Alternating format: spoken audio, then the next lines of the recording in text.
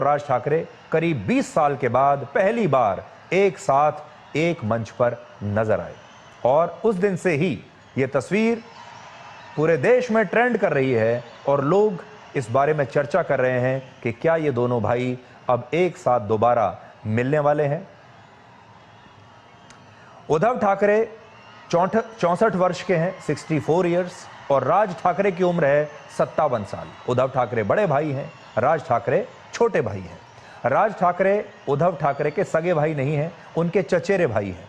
राज ठाकरे बाल ठाकरे के छोटे भाई श्रीकांत ठाकरे के पुत्र हैं और शुरुआत में राज ठाकरे को ही बाल ठाकरे के उत्तराधिकारी के तौर पर देखा जाता था, लेकिन जब वो नहीं बन पाए तो उन्होंने ये पार्टी छोड़ दी और अपनी अलग पार्टी बना ली।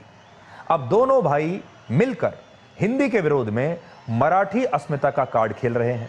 महाराष्ट्र में बीजेपी की सरकार ने हिंदी भाषा को लागू करने का जो फैसला लिया था स्कूलों में, उसे उन्होंने वापस ले लिया है।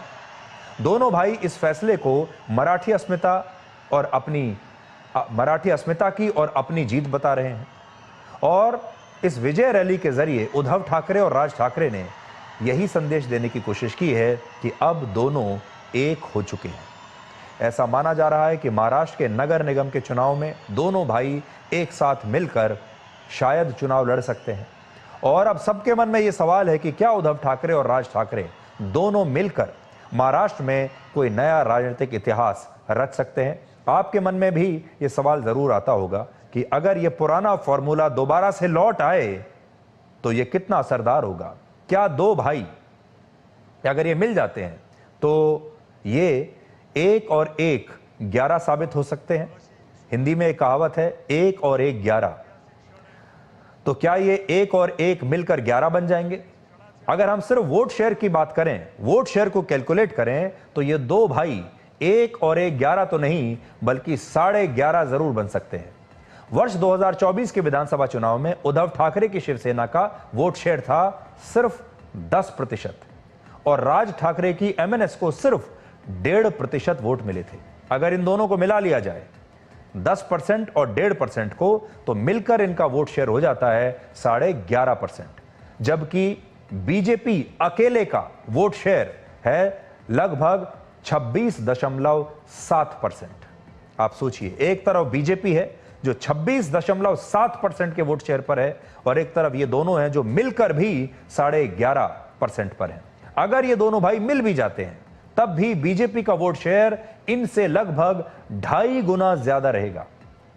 एकनाथ शिंदे की शिवसेना का वोट शेयर है 12.5%, अजीत पवार की एनसीपी का वोट शेयर है 9.1% और शरद पवार की एनसीपी का वोट शेयर है 11.4%, जबकि कांग्रेस पार्टी का वोट शेयर वहां पर है 12.4%। 2024 में महाविकास आघाड़ी गठबंधन में कांग्रेस, उद्धव ठाकरे की शिवसेना और शरद पवार की एनसीपी ने एक साथ मिलकर चुनाव लड़ा था और ये चुनाव हार गए थे, जबकि महायुति गठबंधन में बीजेपी, एकनाथ शिंदे की शिवसेना और अजीत पवार की एनसीपी ने मिलकर चुनाव लड़ा था और ये गठबंधन चुनाव जीत गया था और अब इन्हीं की सरकार है। शिवसेना के अब तक 3 टुकड़े हो चुके हैं। पहला हिस्सा उद्धव ठाकरे के पास है, दूसरा हिस्सा राज ठाकरे के पास है और तीसरा हिस्सा एकनाथ शिंदे के पास है। और अगर उद्धव और राज ठाकरे मिल जाते हैं तो ये महाराष्ट्र की मराठी अस्मिता वाली क्षेत्रीय पार्टियों में वोट शेयर के हिसाब से दूसरे नंबर की पार्टी तो बन सकती है, लेकिन चुनाव में कोई बड़ा उलटफेर करना दोनों भाइयों के लिए अब भी एक बहुत बड़ी चुनौती होगा। वर्ष 1966 में बाल ठाकरे ने मराठी अस्मिता को मुद्दा बनाकर शिवसेना की स्थापना की थी। अगले ही साल 1967 से शिवसेना ने चुनाव लड़ना शुरू कर दिया। वर्ष 1978 के विधानसभा चुनाव में शिवसेना को सिर्फ 1.8% वोट मिले थे, सिर्फ 1.8, और तब वो एक भी सीट नहीं जीत पाई थी। शिवसेना की राजनीति की सबसे बड़ी सच्चाई यह है कि महाराष्ट्र में बीजेपी के गठबंधन के बाद ही शिवसेना महाराष्ट्र में एक बड़ी ताकत बनी।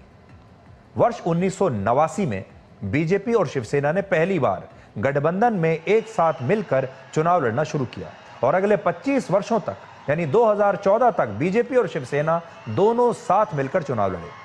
वर्ष 1995 में जब बाल ठाकरे का प्रभाव अपने शीर्ष पर था, तब भी शिवसेना की 73 सीटें ही आई थी और उसका वोट शेयर था 16.4%। कुल मिलाकर शिवसेना का चुनावी इतिहास यह बताता है कि अपने चरम पर रहते हुए भी शिवसेना कभी इतनी मजबूत नहीं थी कि वो अपने दम पर अकेले सरकार बना ले। और आज ये दोनों भाई भले ही एक बार फिर से मराठी अस्मिता का कार्ड खेल रहे हों, लेकिन बाल ठाकरे के दौर में भी मराठी अस्मिता कार्ड के बाद भी शिवसेना कभी इस स्थिति में नहीं पहुंच पाई कि अकेले अपने दम पर वो सरकार बनाए। वैसे उद्धव और राज ठाकरे के सामने एक नहीं बहुत सारी चुनौतियां हैं। सबसे बड़ी चुनौती है कि अगर उद्धव और राज ठाकरे एक साथ आ जाते हैं तो महाविकास आघाड़ी का क्या होगा। इस समय उद्धव ठाकरे की शिवसेना कांग्रेस के नेतृत्व वाले महाविकास आघाड़ी का हिस्सा है। क्या कांग्रेस राज ठाकरे को स्वीकार करेगी?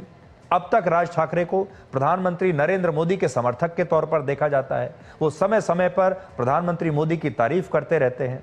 और ध्यान देने वाली बात यहां यह भी है कि उद्धव और राज ठाकरे की रैली में एनसीपी के शरद पवार गुट की नेता और शरद पवार की सुपुत्री सुप्रिया सूले तो मौजूद थीं, लेकिन कांग्रेस का कोई नेता नहीं था। दूसरी चुनौती यह है कि उद्धव ठाकरे शिवसेना के पारंपरिक कट्टरवादी हिंदुत्व के एजेंडे को छोड़कर मुस्लिम वोटों के तुष्टीकरण। Hi friend, welcome to daily blog उभरता भारत चैनल। मैं हूं आपकी होस्ट रूबी ठाकुर। दोस्तों, आप मेरे चैनल को लाइक, सब्सक्राइब और शेयर करें। आपके सपोर्ट से ही मेरा चैनल ग्रो हो सकता है। आज मैं जिस टॉपिक पर मैं वीडियो बना रही हूं वो टॉपिक जो है दो भाई का है जो 20 साल के बाद बिछड़े मिले हैं। 20 साल के बाद अलग अलग रास्ते पे चल रहे थे, अलग अलग पार्टी में रह रहे थे, अलग पार्टी था उनका, लेकिन अब एक हो गए। तो वो भाई हैं राज ठाकरे और उद्धव ठाकरे। ठाकरे परिवार के दो चेहरे। अब एक मंच पर वो राज जो बाला साहब ठाकरे, वो सपना जो बाला साहब ठाकरे ने देखा था, उनकी विरासत में सबसे करीब थे राज ठाकरे। वो उद्धव जो इस विरासत के वारिस बने।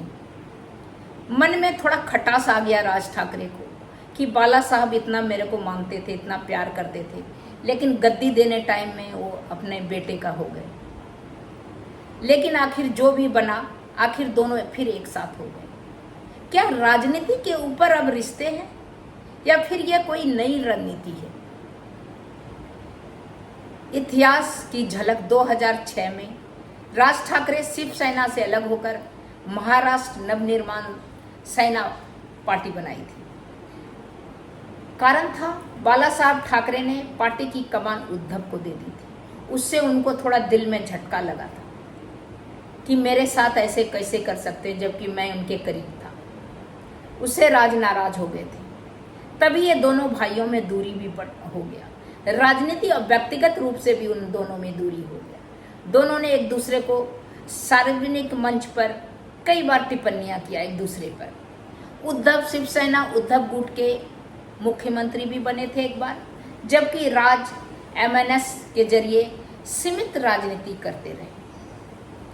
अब क्या बदल गया? क्यों दोनों एक साथ आ गए? हाल में ही एक सांस्कृतिक और सामाजिक कार्यक्रम में दोनों को पहली बार एक स्टेज पर देखा गया। न केवल मंच साझा किया, बल्कि एक दूसरे से गर्मजोशी से भी मिले, जैसे भाई भाई से मिलता है। एक बात है, भाई भाई या परिवार जो होता है उसमें जो सुकून मिलता है पास रह, कितना भी आप दूर रहें, अगर पास में रहने से या कितना भी किसी को दूर रखें, लेकिन वो जो दर्द है उसके दिल में छलकते रहता है उसके पास जाने के लिए।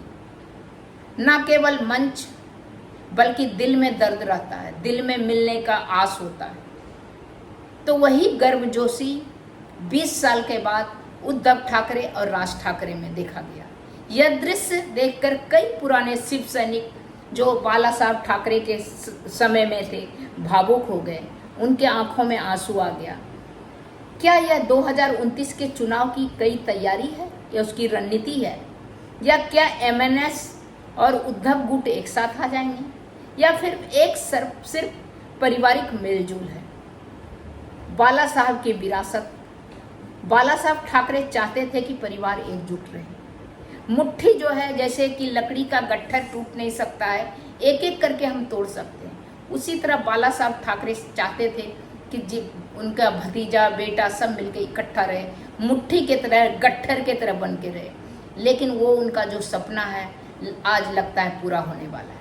आज उनके दोनों बेटे भतीजे मिलने की इस इच्छा को पूरी करने जैसा लग गया है। तो सोशल मीडिया पे लोगों ने कहा यह दृश्य देखकर बाला साहब की आत्मा को शांति मिल रहा होगा, वो खुश हो रहे होंगे। कुछ ने तो यह भी कहा राजनीति से पहले परिवार आता है, परिवार से दिलों का रिश्ता होता है। कुछ लोग ऐसे आने वाले चुनाव को की गठजोड़ बता रहे हैं। तो कंक्लूजन इन दोनों में ये निकलता है कि 20 साल के बाद दोनों भाई को एक होना केवल पारिवारिक की कहानी नहीं है, बल्कि महाराष्ट्र की राजनीति की एक नई शुरुआत हो सकता है। क्या यह मिलन अस्थायी है या क्या यह मिलन अस्थायी है? क्या बाला साहब की विरासत अब फिर एक हो जाएगी? तो दोस्तों आप बताइएगा कि यह पारिवारिक मेल है, राजनीति मेल है, या दिलों का मेल है, या बाला साहब के सपनों का ये लोग पूरा करने का है मेल? तो जो भी आपको लगे वो आप मेरे कमेंट बॉक्स में लिखें। तब तक इतना ही, तब तक के लिए नमस्कार। फिर मिलती हूँ अगले कुछ न्यू इंटरेस्टिंग पर्सनैलिटी के साथ या न्यू इंटरेस्टिंग कंटेंट के साथ।